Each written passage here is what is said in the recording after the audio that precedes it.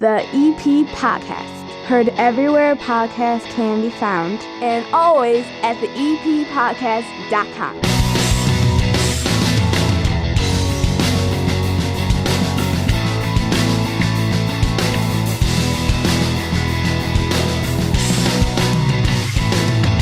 And welcome into the EP Podcast. My name is Chris Lanuti, belly on up to my 9-foot homemade oak bar right here in my basement in Evergreen Park, and we got 30 minutes of good in a world of dumb that is the EP Podcast. On the show today, the Stockyard Kilty Band as they get ready to celebrate 100 years with a big party. John Brand from Open Outcry also has a barrel-aged stout that we're going to try out. And from the Evergreen Park High School Football Mustangs, head coach Jerry Verdi on this program to wrap up a season. And there's a $250 cash prize going to be available to all of you out there. I'm going to tell you how you can win it over Thanksgiving weekend. It's all brought to you by the First National Bank of Evergreen Park. You need a bank you can rely on, one that knows your community and provides customized accounts and offers just for you. Count on First National Bank of Evergreen Park in that iconic building at 95th and Pulaski. They are a locally based community bank committed to the people and businesses right here in Evergreen Park. And now when you open up a Total Access checking account, you get $300. Open that account today at bankevergreenpark.com/Total Access/EP. $100 required to open. Requirements to qualify. Must use link to apply. Member FDIC.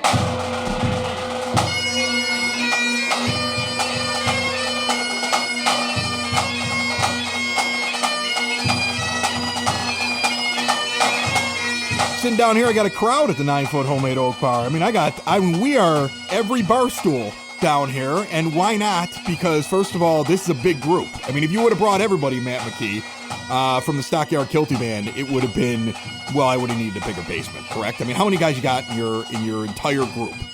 It's about 50 people. So yeah, you'd have been packed in here. We'd pack you. If you would have brought in the bagpipes, like all 50 sets of bagpipes and the drums, I know we didn't have enough room. Like that might have been the difference right here.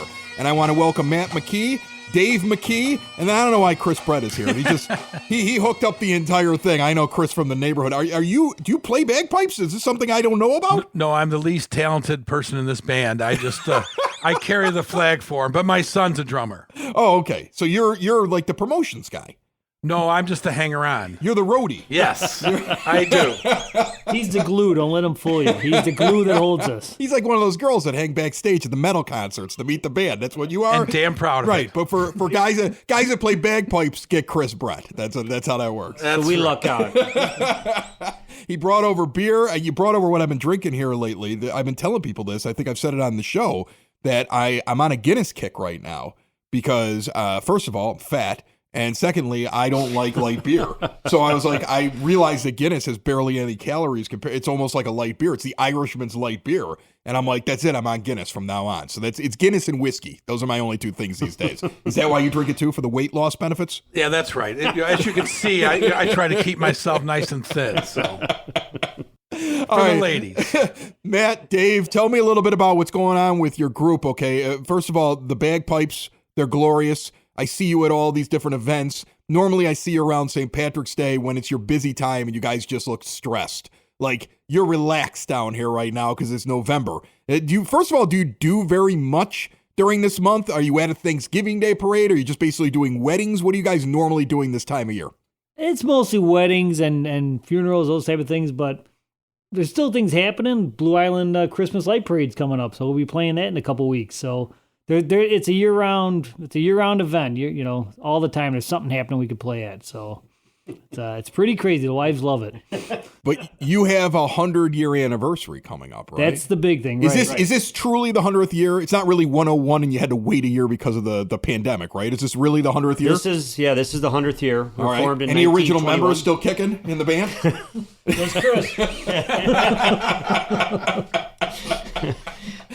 Well, there's some old timers that are still around, but no one who's going to be celebrating their 100th with us, unfortunately. All right. But yeah, it's a big deal, and so this is a little more stressful time for us this year than in most past years because it's It's a lot of stuff to get done for this. Yeah. So tell me a little bit about the event. Like, what is it? Is it a concert? Is it a party? Like, what can anybody come to it? Tell me a little bit about it. Yes, yes, and yes. Yeah, no, open to anybody and everybody. It's a little bit of all that. It's a big party, but a lot of music, a lot of entertainment. So the pipe band will play a couple of times. We've got an Irish band, St. James Gate, is going to be playing just random Irish music through it to help carry you through when we're not playing. We've got the Irish dancers coming, the Blackbird School of Dance, and traditional Highland dancing, the Thistle and Heather, easy for me to say, Highland dancers. So it's a huge cultural event for everybody if they can make it down there. So yeah, it's a lot of fun. It's been written up in the Irish papers as one of the best little hidden gems on the south side. Well, hold on a second. Like, look, I'm part Irish, okay? And then I'm all Irish when it comes to the high holiday in the month of March, but I'm part Irish. I know I got an Italian last name, but there's just as much Irish in this blood as there is Italian. You're telling me there's Irish papers? There's Irish papers? Like, there's a whole Irish press that I'm not aware of? Other than the normal news on the south side of Chicago. There's an Irish press? Tell me about this. It's the real news. Really? Go into Fox's. They got the papers all stacked up on the benches there. The underground Irish paper network. It's there, man. Hey, the things that I learn when I sit here on this show. That's absolutely incredible. All right, so event is going to be where again? It's at Bourbon Street, November 20th. Okay, and then how do I get tickets if I want to go? You can find them on our Facebook page, right. The Stockyard Kilty Band on Facebook. You can buy them at the door. You can buy them from any member. So there's almost so many resources. It's unbelievable. When I asked that question, I was just waiting for you to hand me free tickets. But whatever, man. That's fine. No, don't worry about that. I do want to ask you, though, in case anybody's ever curious, I asked you the same question, so I'm going to ask you the question again. But you're the only bagpipers I know, first of all. I mean, you would think that I would know all kinds of bagpipers, but you're the only ones I really know. You've been on the show before.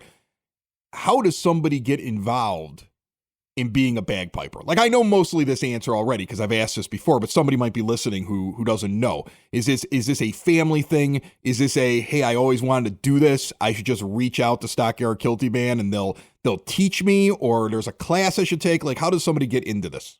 Yeah, no, they can reach out. That's how we've survived for 100 years, because we're teaching and we keep it going that way. So exactly, we are kind of a self-promulgating band. So Dave teaches the drums every Tuesday. I teach the pipes. Other members help out. So almost everybody in the band learned through our school, so to speak. So the bagpipes. Obviously, Matt knows more than I do on this, but they're a very difficult instrument to learn. But unlike when you decide you're going to have your kid try and play the trumpet, and you have to go and buy him a trumpet, which I don't know how much those cost. You don't go buy bagpipes right away. I don't know what they are either. I have no idea. I don't know if they're $5 or whatever. My daughter picked a saxophone, and I had mine left over from back when I used to play it. She's playing a 40-year-old saxophone is what she's doing. So, like, I have no idea what a trumpet is. But it's, for these guys, they learn on the chanter, so that's a relatively cheap instrument to learn on. And if they don't progress, or if they lose interest, you're not out that much money. Okay. So, but they get fancy, don't they? Didn't we talk about this before? Like, you guys start doing like weird things with your bagpipes, where all of a sudden you got like engravings on them, and like really fancy wood that's being used. Like you can trick out. like, you can put some spinners on that thing. Like, you can put some neon lights. Like, there's stuff you could do so you can make it your own, right? Oh yeah, I mean, once you get in the pipe jet, you can go as crazy as you want, but they're not cheap a bass set, right? $1,000 somewhere in that neighborhood, but right, then you can go up a ways, You can get crazy. Exploding scoreboards, everything. Yeah. But the quick story is that, I used to hang around at one of your fine sponsors, the Legion, and we heard the bagpipes at night, and my wife and I would just go back and like listen to them, and then we you guys play in the back? We're behind the Legion? Like, are you practicing back there? Yeah. Oh, I didn't know that. Friday nights. In Evergreen Park, you're playing back in the Legion. Okay. Yeah. And we just talked to him and said, hey, my son's 13 years old. He likes the drums. He doesn't like to play in the band. They said, just come over to my house in Beverly. And so my son started going to the house in Beverly. I bring him a 12-pack for the payment. And you guys get paid in beer a lot, don't you? Yeah. We do. Yeah. I don't know if we should be proud of that or not, but yes, we do. We do. Not enough. But he's been in the band for 13 years now. He's and he's just loving it. And it's just that's how it forms this band. All right, well, guys, good luck on the event. And what do you handing me here? Just so you know, I'm the PR guy. Yeah. This is our challenge coin. What is this? Does this So mean I I don't got to know if you stay sober saw- for a certain amount of time? It's like No, you got to stay drunk for a It's a certain chip. amount of Okay. time. President Biden gave one to the Pope, okay. and it's an Irish thing. So you keep that in your pocket when you come to the party. If you put this in front of somebody and they don't have one, they owe you a beer. Is that right? It's an old Irish thing called But a if, challenge they, coin. but if they drop one, if they have one, then you owe them a beer. I have a challenge coin now. You do. Now, and when that's I, one of the many things that will be for sale at the event. And so when I use a challenge, what are the rules for when you use a challenge coin? You have to use it at a certain type of event. I can use it anytime I want to. How does this work? If you walk into a bar, Right. and you see somebody sitting there, Right. and they wearing a Stockyard cap like I am, Right. put that down in front of them. If they don't have the coin, they owe you a beer. Is that right? Yeah. So anytime I see somebody from your group now, Especially when you see a guy in kilt, Oh. the Buchanan sergeant. and then just pop it down. But if they produce theirs, I got to give them a beer. well, no, you just drink together. We just drink together. No. I can do that. I can do that. That It's a sounds like a win-win plan. situation. Yeah, that sounds like a plan. This seems like a way for you guys to get free beer. You give unsuspecting Damn right. people these coins, and then they think, I'm going to get a free beer. And you guys never leave home without your coins, don't you? Oh, I know. When was the I last better time go you get left home mine. without your coin? Don't put it in front of me now because I can't respond. Hold on a second. Well, thank God we're at your place because I can give you a beer out of there. That's awesome. Guys, I really appreciate it. Matt, Dave, Chris, thanks so much. Cheers to you guys, and Sláinte. congratulations on 100 years of Thank you, Stockyard man. Kilty Band. Thanks, guys. Thanks, Chris. Appreciate it.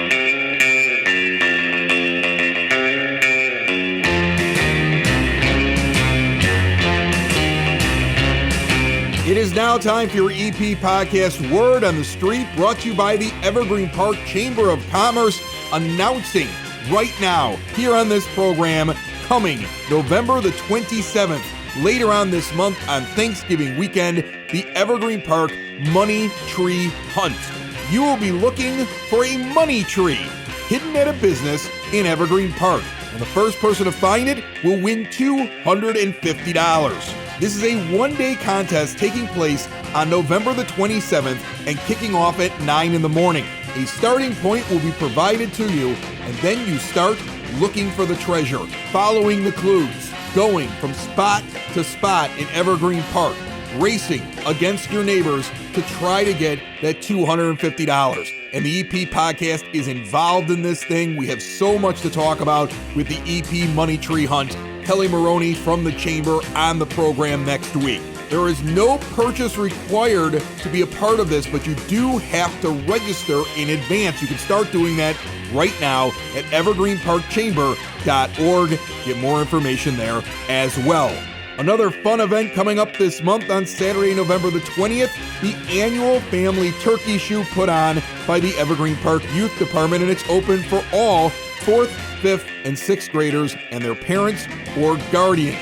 And no, you're not shooting a turkey. Team of a child and one parent or guardian shooting 10 free throws apiece. The team with the most made free throws wins a 10 to 12 pound turkey.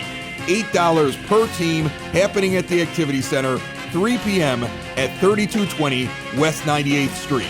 Entry forms and fees due into the Youth Department by Friday, November the 12th at 5 p.m. It's over at the Community Center at 3450 West 97th Street. That's your EP podcast, Word on the Street, found everywhere podcasts can be found and always at theeppodcast.com. Building relationships, supporting the community, and service. These are the things that Country Financial stands for. They're more than just an office you may pass by as you drive through Evergreen Park. They're neighbors who lend a helping hand and support the fabric of your community, including charitable organizations, sports, financial education, and civic organizations. And since Country is already your neighbor, they want to get together and chat. Call your local Country Financial representative, Mike Thauer, today at 708-425-1559 to talk about the things that are important to you and how he can help you protect them. Joining us as he has each and every week during the high school football season, the head coach of the Evergreen Park Mustangs, head coach Jerry Verdi. How are you, Coach? I'm good, Chris. It didn't end the way that I think we all wanted it to end. It was probably an eventuality, but a home playoff game kind of felt like after a nice 6-3 season, you guys had a really good shot of, I think it would have been a little bit of an upset, but it seemed like it was something that was within the realm of possibility. But in the end, you guys got kind of worn down and beat up at the end of that game, and your season is over. Take us through it. Sure. We got very lucky getting the home game, and we had a wonderful crowd that came out, and preparation for the game for the week wasn't bad. We ended up dealing with some of the poor weather like everybody else did as far as practice goes. But we felt pretty decent going into the game, and for about a quarter and a half, it was a really good game. Things kind of went bad for us with the last 5 minutes of the second quarter. Rather than going in at halftime, even with it 7-7 or 14-7 being down a touchdown, we just made a series of mistakes that brought us in at halftime, 28-7, and that's a tough margin to come back from, regardless of who you're playing against, let alone a quality football team, and obviously we didn't make the comeback. We made some mistakes on Saturday that we hadn't really been making all year. A big game against a good opponent, and we turned the ball over. We missed some tackles. We didn't take on some blocks where we should have took them on, and that cost you. It might not cost you right away, but eventually it does. And for us on Saturday, it definitely did. You end up losing the playoff game 48-21 to Sycamore, but when you look at your overall body of work this season, especially the fact that you didn't get a regular season the year before, you go out, you go 6-3, and you outscore opponents, it looks like, by 99 points from what I'm seeing here, 256 to 157 on the season. Like, you had a lot of positives this season. What did you take away from this year with your kids? Well, the key to each and every game, and this is something that we preach, was getting in a decent week of practice, and the kids bought into that. The guys really did understand that. The difference between winning and losing oftentimes is what happens, Monday to Thursday. You don't win a game on a Wednesday, but you could have a really rotten practice, and you could potentially lose a game on a Wednesday and not even know it yet. And they understood that. And if you look at our body of work, particularly the 9 games of the regular season, we could have very easily went 8-1, potentially even could have went 9-0. But we did what we had to do in each and every one of those games, and that was go into the fourth quarter with an opportunity to win it. We had our games where we did that, and obviously we had our games that we did not. But the competitiveness and the resilience, which had been an issue for us, was something that was definitely a huge positive for us during that regular season in particular. And obviously the seniors that we had, that some of which were 3-year starters, really did a wonderful job. Just to mention some names that I've mentioned before, this time I'll start with a few of the linemen. You have Nate Johnson, who started both ways for us for 3 years on offense and defense, and he was just recently named to the academic all-state team. Aiden McDermott, he also got 2-way time for us for 3 years in a row. Michael Torres, who was, kind of Mr. Everything for us for 3 years, really, playing almost every special team and offense and defense, making some amazing plays along the way, always kind of led by his work ethic, and even in practice didn't take plays off. And then Elijah Matthews, who by the end of his senior year this year was as exciting a player to watch as, I bet almost anybody in the state, but some of the plays he made, particularly in our last 3 games, just going to there, were amazing. Some of those catches, and his catches changed games. And then, of course, last but not least, James Williams, who was named the South Suburban Red Player of the Year, MVP for the conference, and he had a wonderful season at running back in particular. He scored 13 touchdowns. He came up just a little short of 1,000 yards, and also defensively, had a great year for us at inside linebacker. Made some big hits and some big plays, and you can go down a list. There's a lot of other guys that also kind of fit that mold, but the guys we needed to play well, played well, and I believe we had. You can really attribute your success, due to that. When you look back at this season, was there a moment? Was there a wow moment? Was there something that happened that just sticks out to you? give me a highlight from your year that you're like, that was great. Well, our first 3 games were excellent. Not giving up a point the first 3 games was pretty amazing. I've coached a 14-0 state championship team, and we didn't do that. So that's a pretty amazing thing to start the season with.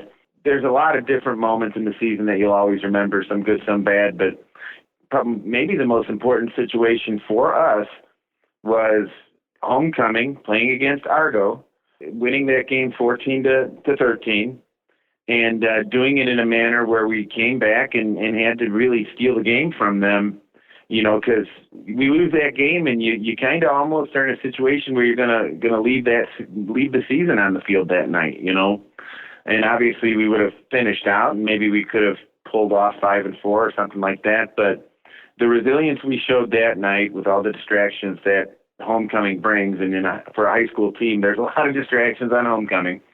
The fact that we walked off the field that night with a win was huge. And, I let them know that, because it doesn't matter who you're playing, in that situation. You just got to walk away with the win, and we were able to do that. And we were obviously continued being competitive from there. And it was really something that we built off of, walking off the field that night with a win. How quick do you start looking at next year? I mean, do you already kind of have an idea of which sophomores and juniors are going to be your big guys next year? Or are you already kind of like thinking about that in your head? You try to not do that as much as possible during the year, but you do, when you've got juniors who have particularly, good games and players that make wonderful growth, during the year. Case in point would be Dave Pierce coaches the defensive line for us, and all year long we were working with Eduardo Antunes, who was a sophomore. He's a 6'3", and he's got, he's over 200 pounds, and he's got the frame to be something special at defensive end. And the amount of growth he had from the beginning of the season to walking off that field versus Sycamore was amazing. So you have those kind of conversations, but realistically, we try to put that on the back burner for as long as we can until we put this season away with our awards night and things like that. But obviously some of those conversations have already been had. Head coach Jerry Verdi from the Evergreen Park Mustangs. Coach, it has been an honor to talk to you throughout the season. Don't be a stranger, and I look forward to our talks when you guys get back on the field. Absolutely, Chris. We really appreciate it. I get muscle aches all the time. I've gone from being able to do whatever I want to and not feeling any pain to basically getting pain for any kind of physical activity. Good news, there's a local family-owned Southside business that provides a CBD topical that will not break the bank. Creaky Bone Balm offers concentrated relief for creaky bones. It is an effective hemp-based CBD in a rejuvenating balm. And guess what? It's made in small batches, always free of preservatives, and all natural ingredients. It's great for muscle aches, tension, inflammation, joint pain. You can even use it for skin ailments like burns and dry, cracked skin. Right now, go to creakybone.com and use the promo code BASEMENT. Get 20% off your order. And now check out the new 2,500 milligram balm with reduced pricing on their classic balms right now at creakybone.com. Down here at the 9-Foot Homemade Oak Bar with John Brand from Open Outcry. How are you, John? What's going on, Chris? How are you? We're going to talk about this beer that you broke out of a barrel. If you've been in Open Outcry there at around 109th and Western Avenue, a beautiful brewery, always got great food there, incredible beers on tap. There has been this ginormous barrel that was in between some of the bar stools where, like, if you were towards the end of the bar, it basically had a sign on it, like, please don't sit on this barrel. Leave the barrel alone. Leave the barrel alone. It has beer in the barrel, and it was finally opened up this past week. And I got over there immediately to go try it. It was a dark pool that was barrel aged. You could tell me what the whiskey or bourbon was Knob here in Creek. a second. Which one? Knob Creek? Yep. All right. And then there was an orange peel zest that was put into it. Correct. All right. And it was spectacular. And cocoa nibs. Yeah. And you even said it. When I brought it up to you, like, that was a good beer, you were like, yeah, that was one of my favorite beers had in a while in my own place. It's a special beer. And I try not to get fall too in love with our beers because I want to remain impartial and make sure we can look at our beers objectively. But when Will cracked that barrel and we had a couple sips of it last week, it's a special beer. We're really proud of this. And that barrel was sitting in the middle of the tap room because during the pandemic, when there was nobody sitting in the place, we just started filling barrels and we started running out of places to put them. So that one ended up where a bar stool normally would be. I always love that section there at the end of the bar because it's like, oh, look at this. You got some private seats that are separated by a barrel that were like right at the end of the bar. Yep. Now it's gone now because the barrel has been opened up. In fact, it's kind of interesting when I was in there that you could actually see on the barrel racks that like some of them have now been opened up. Yeah. And you guys are having a lot of fun breaking those open. How long is this going to be with the opening of the dark pool barrels and the barrel aged stuff? How long is this going to be rolling out at Open Outcry? We filled a ton of barrels last fall when the second rounds of indoor dining shutdowns happened in Chicago. So we're coming up on a year with many of these barrels, and we have a lot to empty. Yeah. So I think you're going to see these all winter. We're sitting here. I want to let people in on this. So John comes in, sits down. You know, you could tell he's always moving around. So he walks in, and I go, "You want a beer?" And all I've got is stuff that I've got in the bar. And I read off a bunch of them, and he's like, "I'll have a Bell's Two Hearted." Now, Bell's Two Hearted is like a pretty solid IPA. Like, Well, people know the Bell's Two Hearted, right? The Bell's Two Hearted beer. It's got the fish on the label. It's won tons of awards. It's been one of the consummate IPAs in this country for the last 15, 20 years. It's considered a commercial example of how to make a great IPA. Right, and then you drank it. Yeah. And you were like, I don't know, Will makes really good IPAs. But like, there was a difference to you. Like, I think your stash, like, you realize that what you're doing is on level, if not better than what people are buying. Hold on. I'm not comparing. See, you don't want to talk good about your beer. I want to talk good about your beer because I agreed with you. Bell's Brewery is one of the best breweries in the country. Right. All I was saying was that because I haven't had a Two Hearted in probably a couple of years. Right. And cracked it, drank, and said to knowing that Bell's is a benchmark for making great beer, all I said was, Will's IPAs are just as good as this. Yeah, just as good. You're cute how you don't want to badmouth another brewery. Sure. Just as good. That's what you said. This is one of the best breweries in the country. You got a good brewer. You got good beer over there. We got a phenomenal brewer. You got a phenomenal brewer with really good beer over there. Okay. Mm-hmm. And so Thank you guys have a brand new system that I saw in action for the first time, but you had shown me it about a month or so ago when I popped in there for people to be able to order their food. And it was kind of a switch over for your kitchen. Yep. And we have so many people that listen to this show who not only go to local restaurants and bars, but also own them. There's a lot of local business owners that, are looking for the next big thing. And you may have found the next big thing. Describe to people how things have changed for when you go and you order food at Open Outcry. And how has that changed? That must have been hard to do. We've been open for 4 years now, and everyone knew that when you came into the brewery, you would go up to the indoor food truck, order your food at the window, pay at the window, sit back down at your table, and we would run your food out to you. Now, most people enjoyed that experience. Some people didn't.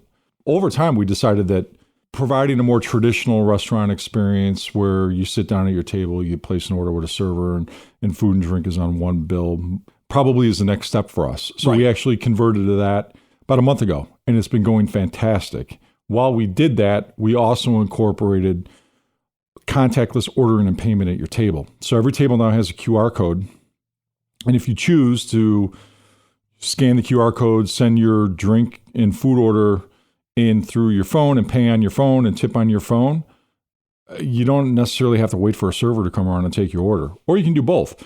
You can start your experience with your server, get your order in, server's busy handling another table, and you're down to your last sip on your beer, and you're like, hell, I want a beer right now. I want a speculator right now. Right. Just scan that QR code, send that ticket in, and you can do both. You can order with your server, or you can send the ticket in with the QR code at the table. See, I think this is, and to me, this is one of the coolest systems that I've heard of, and I couldn't wait to try it out. And the reason is because I don't know if you've noticed listening to the show, but I like to drink. Okay, like I'm a fan of drinking beer. And you're impatient. Yes, and I'm an impatient person. Yes. Exactly. And so I'm also the kind of person that while I'm drinking my beer, I start to look at it and I go, there is no way I'm going to sit here with an empty glass. So I start slowing down my drinking trying to time, well, the waitress will get here. I'll put in my beer. Then I've got to still have something in my glass till she gets back over here. Like, I'm that kind of psycho when it comes to always making sure I've got a beer in front of me. And now I can just hit a button whenever I want one. Like, I mean, like, there's part of me that would sit there and be like, all right, I got my new beer, thanks. And she walks away and I'm like, I'm going to order the next one. Just have it ready in my phone for when I'm ready to go. Like, I would thrive on a system like this, especially at a brewery. It's literal. So you literally can just scan the QR code and send that beer order into the bar. It's very convenient. We've been doing this now for about 2.5 weeks. Feedback's been really, really good. Ticket times when we're really busy, like on a Friday, Saturday night, it's been very, very nice. If the server can't get to you right away and you're ready for a beer, you just scan that QR code. The ticket spits out behind the bar, and we got those drinks on your table within 90 to 120 seconds. That's insane. Here's what else. I don't know where you get that anywhere else. Well, it's an interesting experience at the end, because when you place the order on your phone, you've already paid and tipped.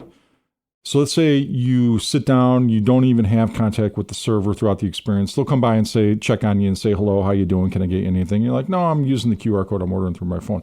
When you're done eating, you just get up and leave. You don't have to wait for anybody.